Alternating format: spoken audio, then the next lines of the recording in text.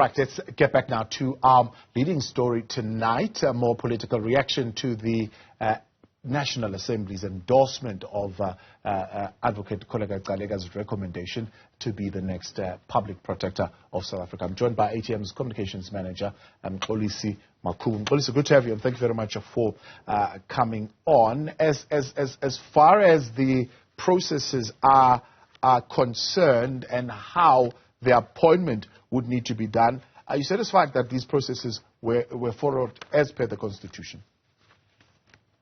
The truth of the matter, Mr. Mxolisi, is that the African Transformation Movement is standing on the principle that this should be a debate about the protection of the integrity of the office of the public protector and not necessarily the protection of a specific individual. Because as we are standing here, we are facing a highly politicized environment where the political interference is deeply finding its trenches as far as the office of the public protector is concerned. And if you can remember, in a few weeks ago, the SG of the African National Congress did allude to the fact that they are planting a way forward for all of the public protectors to follow, to know exactly where to toe the line. How dare he say and tell the people of South Africa that they do not have the power to hold the executive accountable? How dare he tell the people of South Africa that they do not have the power to actually expose the executive for all of the wrongdoings? And if you can remember, the deputy public protector, which is now Advocate Gcaleka, found no wrongdoing as far as the Phalaphala is concerned, no wrongdoing as far as the violations of PRECA are concerned, no wrongdoings as far as the code of ethics are concerned. Yeah. So meaning that we have actually installed a president's protector as far as the public, as compared to the public protector, and the African Transformation Movement is solely saying that today, because the African National Congress has used their majority right to install a person who's going to be protecting the integrity of the president as far as actually as compared to protecting the interests of the public, we are saying to the public to the public of South Africa, it is time for them to vote for the legitimacy of governance that is going to ensure that there is clean governance and ethical governance throughout. They are going to be with a situation where the public protector is going to be upholding the report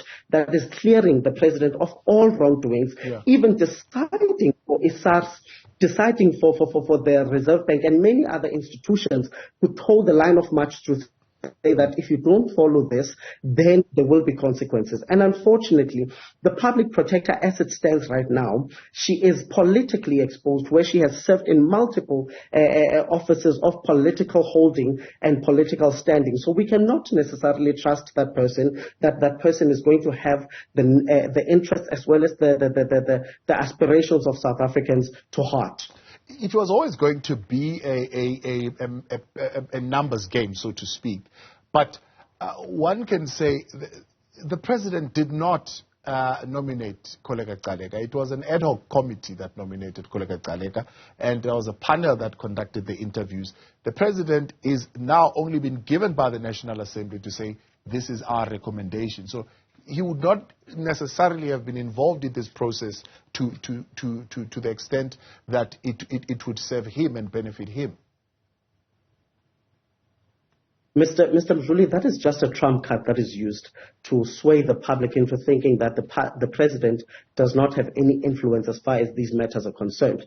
Because if you can actually remember, the very same ad hoc committee that appointed a public protector, in as far as actually, let's take it back to the Section 194 committee that was looking into the conduct or the misconduct rather of Advocate Mkhwebane. They were found to have been guilty of many wrongdoings, but did they ever face the music as far as that? The short answer is that no, but they continued to chastise the incumbent, which was then public protector Advocate Mkhwebane, putting her through so many hoops and whatnot to ensure that she does not actually come through as far as her defense is concerned. They even proceeded with the case when she had actually alluded to Parliament that she does not have legal representation. And according to law, you cannot do that. Even the 90 plus questions that were asked to the public protector were asked when she did not have legal representation. So if you can stand and tell me here that the process was fair and the process was just, I would actually tell you that it is not, when in actual fact that the president also faced the integrity committee of the ANC but came out unscathed. So it means that we do not have actually fundamentally a political issue in South Africa, but we've got an ANC issue in South Africa that is continuing to ensure that cadre development and cadre deployment continues to find its trenches in all of the institutions, including the Chapter 9 institutions of South Africa, where we need to see objectivity, and that is not the case. That is why we are saying that this is not a legitimate process. This is not a just process. Not only for holding the executive accountable, but for the poor masses, the many masses of South Africa that need to have objectivity in that specific office. So we are not necessarily supportive of this entire process, starting from the nominations, starting from even the starting of the Section 194 process. So did you, as the ATM, not participate in the shortlisting process? Did you not have a nominated candidate? We absolutely did. But if you can check today, the indication that the opposition parties are not going to legitimize this process was when we did not actually participate in the vote, because this is a clear hijacking of democracy in South Africa. So the South Africans must actually take note of the fact that we do not stand here to be just sit fillers in Parliament, but we are there to ensure that their will, which is now the public, their will is taken to account and they will be represented in all accounts. So we are not going to be participating in a flawed process that is seeking to install a politically exposed and a politically charged person into the highest office of the country.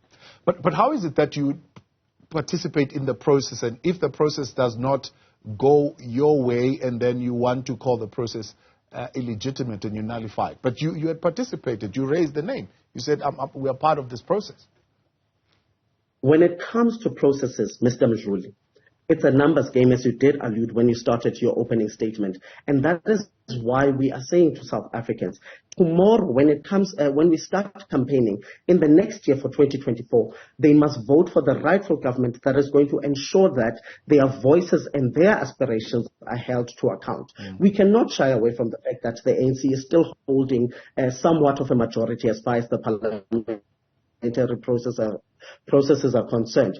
Our duty is to ensure that we expose the flawlessness of the processes so that South Africans can make their choices when they get to the ballot points. And I assure you, we have done so, and South Africans have seen our job and have seen our good work as far as the exposure of all of these irregularities are concerned. But is it not consolation to you, one, that the work of the public protector can be scrutinized? So, like now, you're not happy with the Phala report, you can take it on review. You've got the judiciary that will be able to deal with that. Plus, we've got this Section 194 process of impeaching a public protector that otherwise would be inadequate. And now the onus would be on the incoming public protector to prove herself to be worthy of the position. Which takes us back, Mr. Mxolisi, to our initial argument that if processes or due processes are not followed to the T as far as the impeachment of the public protector, the installation of the public protector, the new public protector for that matter, etc. It opens us up to a number of years of review, a number of years of going back to try and fix. The people of South Africa do not need that rhetoric at this point in time. We need service delivery. We need the people actually to be satisfied with the governance and the government of the day. And that is not the issue at this point in time. If we are going back using taxpayers' monies set up review committees, to set up independent committees, it does not serve anybody's favor. It does not serve you, it does not serve me, and it definitely does not serve any South African that is out there. So instead of us actually saying that we are still open to review processes, to independent processes and whatnot, why can we not do things right from the onset and actually satisfy those parameters of doing things correctly and right from the onset? And that is exactly what the African Transformation Movement is standing for, on the premise that if we do things right and we do them right the first time around, we will not be subjected to opening up further investigations and whatnot to come back and resatisfy the very same outcome that was satisfied 2, 3, even 20 years ago. It is not justice. That is not justice. Justice is actually saying that we are not going to delay the justice-specific program or issues. We are going to ensure that we deliver and move on to the actual issues that are needed by South Africans, which is basic service delivery. That is where we are standing as the African Transformation Movement, Mr. Mxolisi. Appreciate your time. Thanks so much for coming on this evening. That is Makhubu speaking on behalf of the African Transformation Movement.